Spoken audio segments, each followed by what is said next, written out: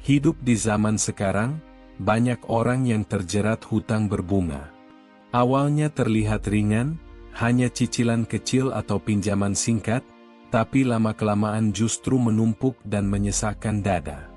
Uang terasa selalu kurang, rezeki serasa tertutup, dan hati gelisah setiap kali mengingat tagihan. Inilah hakikat riba. Ia tampak seperti solusi, tetapi sejatinya racun yang merusak.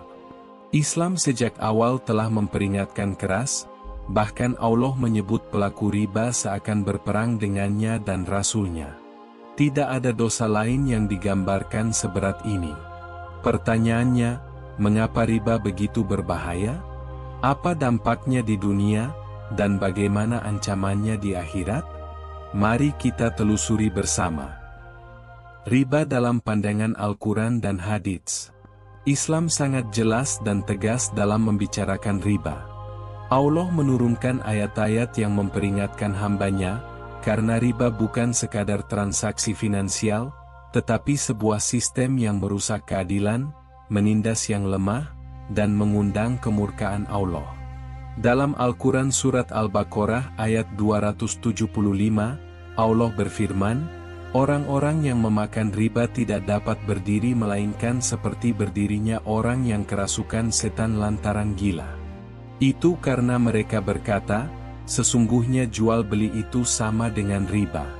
Padahal Allah telah menghalalkan jual beli dan mengharamkan riba. Ayat ini menggambarkan dua hal sekaligus. Pertama, kondisi orang yang bergelimang riba, hidupnya tidak pernah tenang, pikirannya kacau, bahkan di akhirat ia akan dibangkitkan dalam keadaan terhuyung-huyung seperti orang kesurupan. Kedua, ayat ini menjawab alasan palsu orang-orang yang menyamakan riba dengan jual beli. Allah menegaskan, jual beli halal, riba haram. Perbedaan keduanya jelas. Jual beli melibatkan usaha dan risiko, sedangkan riba hanya mengambil keuntungan dari penderitaan orang lain. Lebih keras lagi, dalam ayat 278 dan 279 surat yang sama, Allah berfirman, wahai orang-orang yang beriman, bertakwalah kepada Allah dan tinggalkanlah sisa riba jika kamu benar-benar beriman. Jika kamu tidak melakukannya, maka umumkanlah perang dari Allah dan Rasul-Nya. Tidak ada dosa lain yang Allah sebut dengan kata perang secara langsung kecuali riba. Ketika seseorang tetap terlibat dalam praktik riba, ia sama saja sedang berhadapan dengan murka Allah dan Rasul-Nya. Betapa ngeri kedudukannya, karena siapa yang bisa menang jika Allah dan Rasul sudah menjadi lawan? Rasulullah Shallallahu Alaihi Wasallam pun memberikan peringatan keras.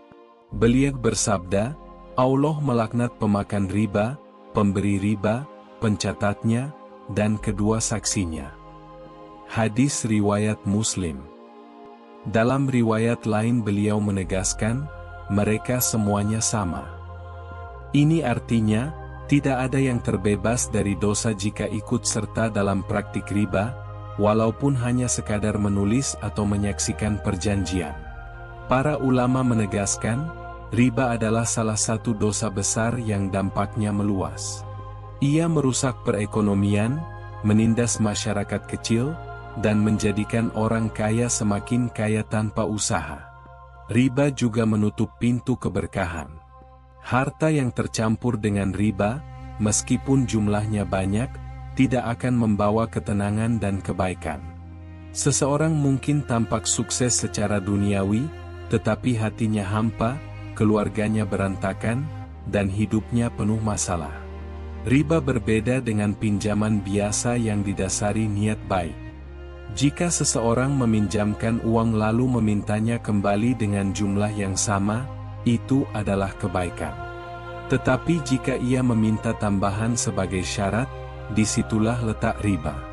Tambahan itu dianggap sebagai penindasan, karena orang yang berhutang sudah berada dalam posisi lemah. Inilah mengapa riba sangat dibenci Allah, sebab ia menumbuhkan ketidakadilan dan merusak tatanan kehidupan manusia. Riba juga menjadikan manusia bergantung pada sistem keuangan yang tidak sehat. Seseorang yang terbiasa berhutang dengan bunga akan merasa sulit hidup tanpa pinjaman. Ia terbiasa membeli sesuatu bukan dengan kemampuan realnya, tetapi dengan janji pembayaran di masa depan yang dibebani bunga.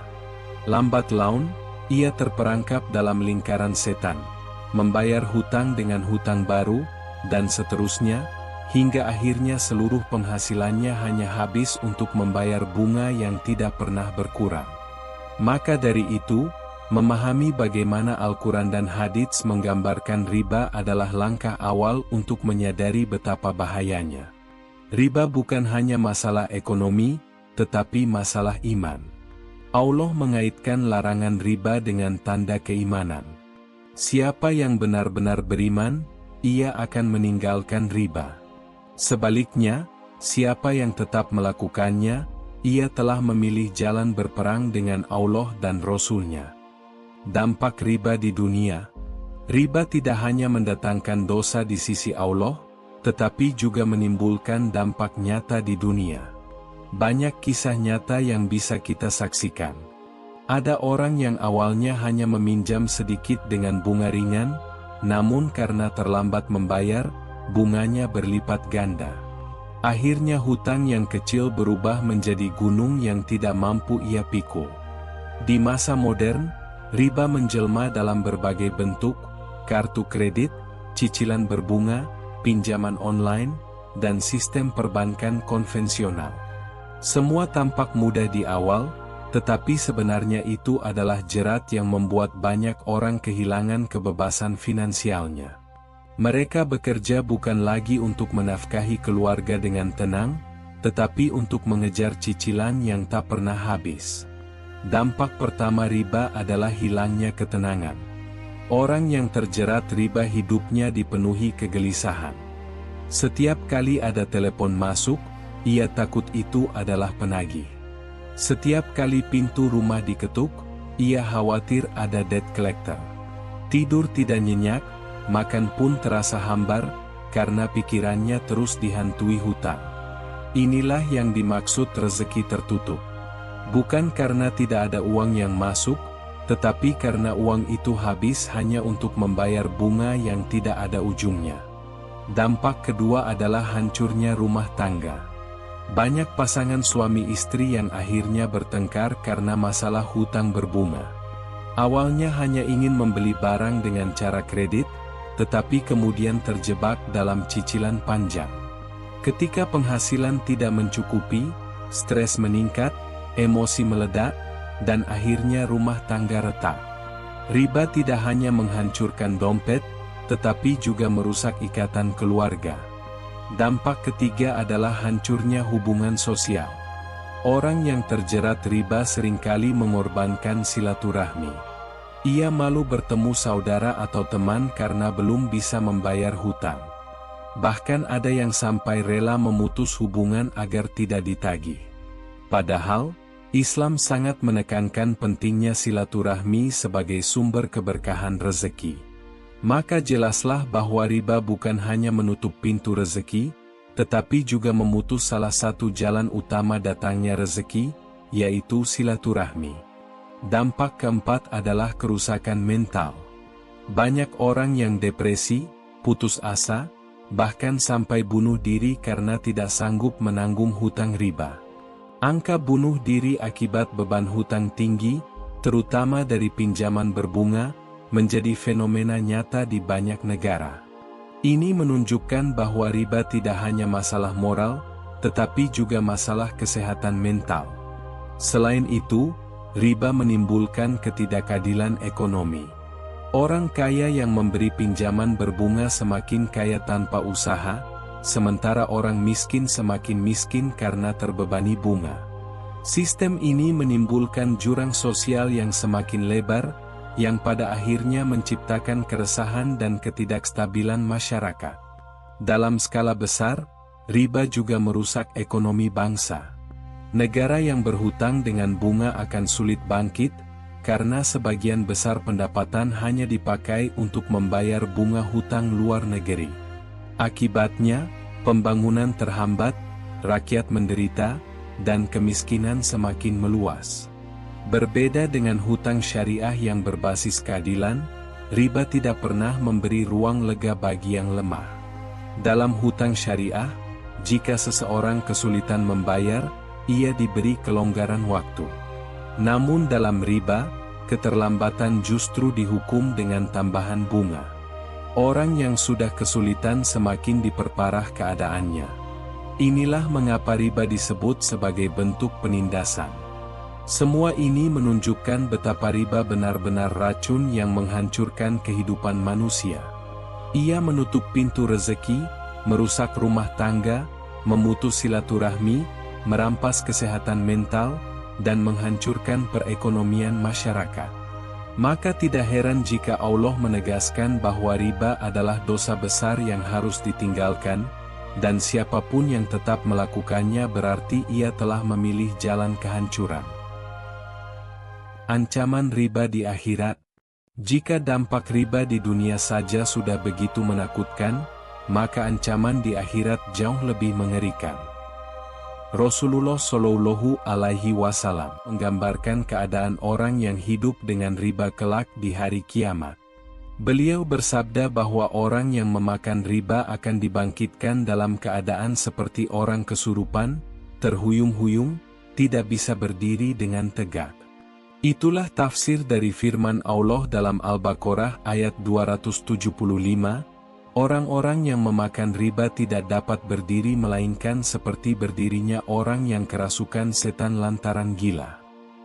Bayangkan, di hari ketika seluruh manusia berkumpul menanti hisab, setiap orang ingin tampil dengan sebaik mungkin, namun para pelaku riba justru diperlihatkan dalam kondisi hina, tidak mampu mengendalikan tubuhnya, penuh kegoncangan, dan diperlihatkan kepada halayak ramai betapa buruk akibat dari perbuatannya.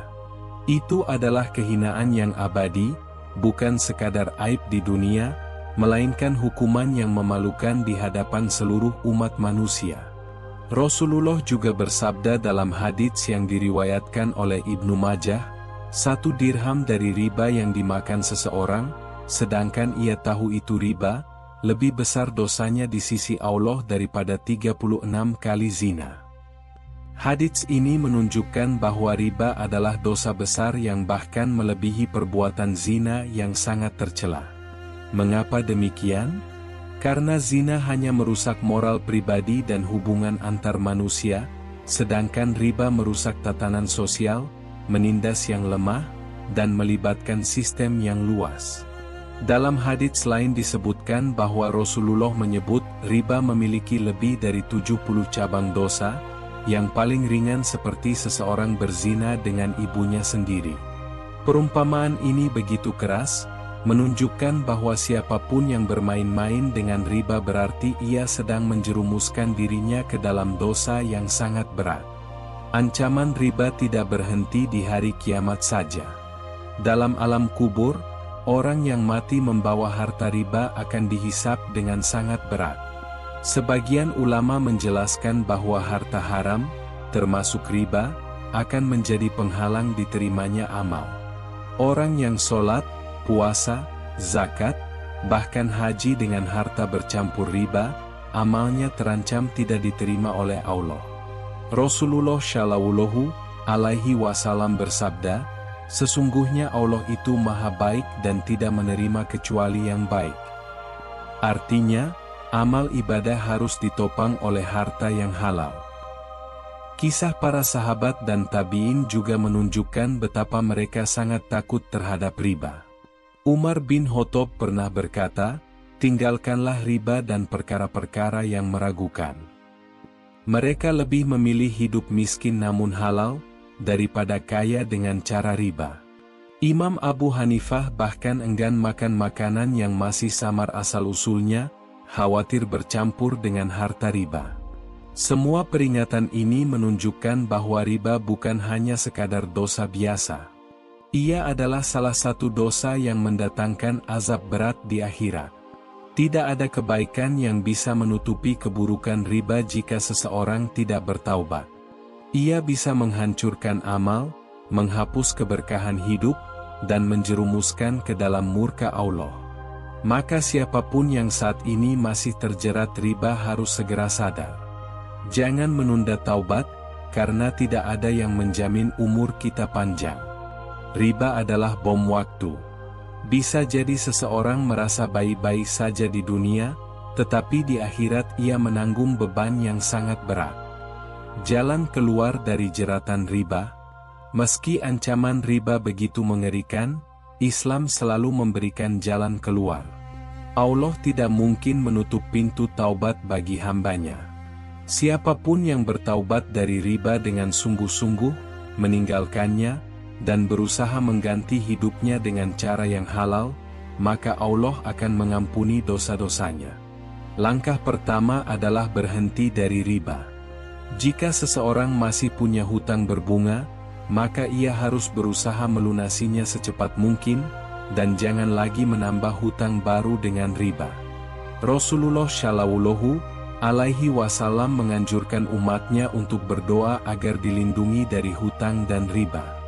Doa itu berbunyi, "Ya Allah, aku berlindung kepada Mu dari rasa gelisah dan sedih, aku berlindung kepada Mu dari kelemahan dan kemalasan, aku berlindung kepada Mu dari sifat pengecut dan kikir, dan aku berlindung kepada Mu dari lilitan hutang dan penindasan manusia."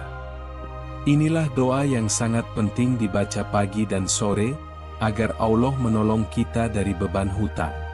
Langkah kedua adalah memperbaiki pola hidup. Banyak orang yang terjerat riba bukan karena kebutuhan mendesak, tetapi karena gaya hidup yang melebihi kemampuan. Ingin memiliki rumah besar, kendaraan mewah, atau barang-barang mahal dengan cara kredit berbunga. Padahal, kebahagiaan tidak ditentukan oleh kemewahan. Hidup sederhana, menyesuaikan kemampuan, dan mensyukuri nikmat yang ada jauh lebih menenangkan dan penuh berkah. Langkah ketiga adalah mencari alternatif keuangan yang halal. Dalam Islam ada berbagai akad syariah yang bisa menggantikan sistem riba, seperti murabahah, musyarakah, mudharabah, dan qard hasan. Sistem ini lebih adil, karena tidak menindas pihak yang lemah. Jika seseorang kesulitan, ia diberi kelonggaran, bukan ditambah bebannya. Dengan sistem syariah, masyarakat bisa membangun ekonomi yang sehat dan penuh keberkahan. Langkah keempat adalah memperbanyak sedekah. Rasulullah mengajarkan bahwa sedekah tidak akan mengurangi harta. Justru dengan bersedekah, Allah akan melipat gandakan rezeki. Sedekah juga menjadi sebab turunnya keberkahan. Jika seseorang ingin keluar dari jerat riba, perbanyaklah sedekah, meski sedikit, karena Allah akan membalas dengan cara yang tidak disangka-sangka. Langkah kelima adalah tawakal kepada Allah.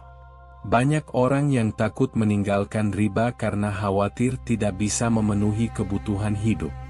Padahal Allah sudah berjanji dalam Al-Quran, barang siapa bertakwa kepada Allah, niscaya Dia akan memberinya jalan keluar dan memberikan rezeki dari arah yang tidak disangka-sangka. Janji Allah ini pasti benar. Tinggal kita mau percaya atau tidak. Sebagai penutup, marilah kita merenungkan kembali betapa bahayanya riba. Ia menutup pintu rezeki, menghancurkan rumah tangga, merusak masyarakat, dan pada akhirnya menjerumuskan ke dalam azab akhirat.